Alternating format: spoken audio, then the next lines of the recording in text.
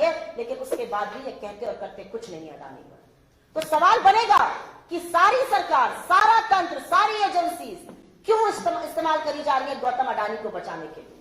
और मैं राहुल गांधी की बात कर लेती हूं, जो व्यक्ति 4000 किलोमीटर की पदयात्रा तय करता है कन्याकुमारी से कश्मीर, और इस आशय से करता है कि जो सपने और जो हौसले बिखर गए इस देश के उसको जोड़ना है मुझे, जो इस आशय से करता है कि हर धर्म, हर जात, हर समुदाय, स्त्री या पुरुष, हम सब एक बराबर हैं और हम सब का हक है हिंदुस्तान में।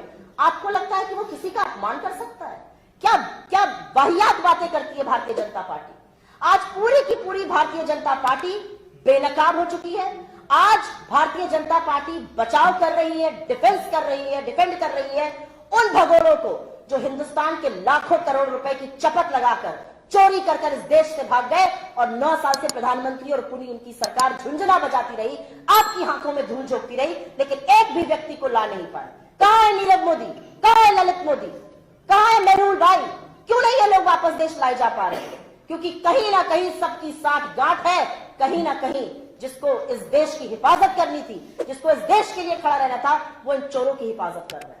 मुझे समझ में नहीं आता, क्योंकि राजनीति और सार्वजनिक जीवन में नैतिकता से भरा कुछ नहीं होता है। क्या सरकार की नैतिकता है कि आप भगोड़ों को आज बचाव कर रहे हैं, आप चोरों का बचाव कर रहे हैं, आप गौतम अडानी के उन आक्षेपों का बचाव कर रहे हैं जिसमें कहा जा रहा है कि वो बेनामी पैसा इस देश में ला रहे हैं, उसमें चीनी लोग इन्वॉल्व है। क्या हो गया है इस सरकार को? लेकिन ये देश देख रहा है, और ये देश देख रहा है कि आपके जुल्म की जो ताकत है, और पूरी ताकत से आप जुल्म कर रहे हैं।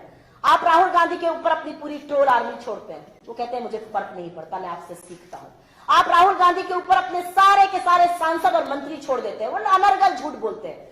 यूके में उन्होंने ये कहा, यूके में उन्होंने वो कहा, उनको सदन में आकर बात करनी चाहिए। लिखित in writing he has asked for permission from the speaker, in writing twice, मुझे सदन में बोलने का मौका दिया जाए। मिलकर बोला स्पीकर से, मुझे सदन में बोलने का मौका दीजिए, और स्पीकर उसे हंस के कहते हैं वो मैं कर नहीं सकता हूं, मेरे साथ एक कप चाय पी लीजिए। क्यों नहीं कर सकते स्पीकर? क्योंकि सबको पता था कि अगला भाषण फिर अडानी पर होगा और फिर बखिया उधेड़ी जाएगी नरेंद्र मोदी और गौतम अडानी की। तो सबसे अच्छा है संसद ही मत चलने दो, सदस्यता रद्द कर दो। और इस तरह के जुल्म राहुल गांधी के लिए नए नहीं है। आपके ट्रोल, आपके मंत्री, आपका तंत्र, आपकी एजेंसी क्या उन्हें भयभीत कर सकते हैं?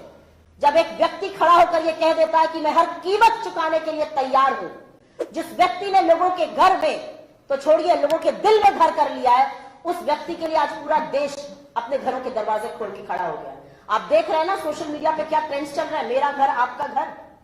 हर व्यक्ति ये कह रहा है कि ऐसे व्यक्ति जो हमारे हक के लिए लड़ रहा है, उसके लिए हमारे घर के दरवाजे खुले हैं। और मैं अंत में सिर्फ एक बात कहूंगी, और ये बात कहनी जरूरी है। नरेंद्र मोदी और उनकी सरकार को लगता है कि बिना सत्ता के या बिना सदस्यता के राहुल गांधी चुप हो जाएंगे। सत्ता की जरूरत नरेंद्र मोदी को है, और इसलिए प्रधानमंत्री मोदी को सत्ता की जरूरत है, क्योंकि अगर उनके पास सत्ता नहीं रहेगी तो वो विपक्ष को प्रताड़ित कैसे करेंगे, लोगों के यहां ईडी कैसे भेजेंगे, लोगों के यहां सीबीआई कैसे भेजेंगे। नरेंद्र मोदी जी को सत्ता की जरूरत इसलिए है क्योंकि अगर सत्ता नहीं होगी तो भारत के सदन की कार्यवाही को लोकसभा टीवी 16-16, 17-17 मिनट के लिए म्यूट कैसे करेगा। अगर उनके पास सत्ता नहीं होगी तो सांसदों के माइक कैसे ऑफ करेंगे। अगर उनके पास सत्ता नहीं होगी तो राहुल गांधी की सदस्यता कैसे रद्द की जाएगी। लेकिन राहुल गांधी को सत्ता की इसलिए जरूरत नहीं है क्योंकि वो सच के साथ खड़े हैं, और सच का साथ देना सबसे बड़ा पराक्रम है। जिसके दिल में सच और साहस है वो गांधी की राह पर है, और महात्मा गांधी हमारी प्रेरणा है। यह अलग बात है कि प्रधानमंत्री मोदी को भी वैधता तो गांधी के नीचे ही सर झुकाकर मिलती है। मेरा अपना मानना है ये लंबी लड़ाई है। हम आह्वान करते हैं, शुक्रिया अदा करते हैं उन सब लोगों का जो इस लड़ाई में हमारे साथ खड़े हैं, क्योंकि ये लड़ाई सिर्फ राहुल गांधी की लड़ाई नहीं है, ये टेस्ट ऑफ डेमोक्रेसी सिर्फ इंडिया का नहीं है, ये उन शाश्वत सचों का इम्तहान है, उन बेसिक प्रिंसिपल्स ऑफ लाइफ का इम्तहान है जिसको सुनकर हम सब बड़े हुए। Honesty is the best policy, सच बोलना चाहिए, अन्याय की खिलाफत करनी चाहिए। ये वो प्रिंसिपल्स हैं जो बेडरॉक ऑफ ह्यूमन सिविलाइजेशन होता है, और ये टेस्ट पर है।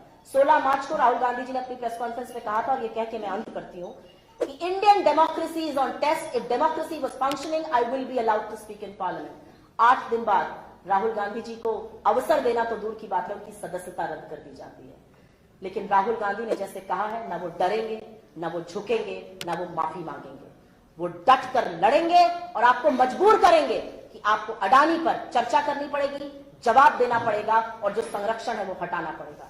मेरा अपना मानना है कि ये देश देख रहा है, और ये देश बहुत कुछ बर्दाश्त करता है, लेकिन ये देश का लोकतंत्र इस तरह से चीरहरण किया जाएगा, बर्दाश्त कतई नहीं।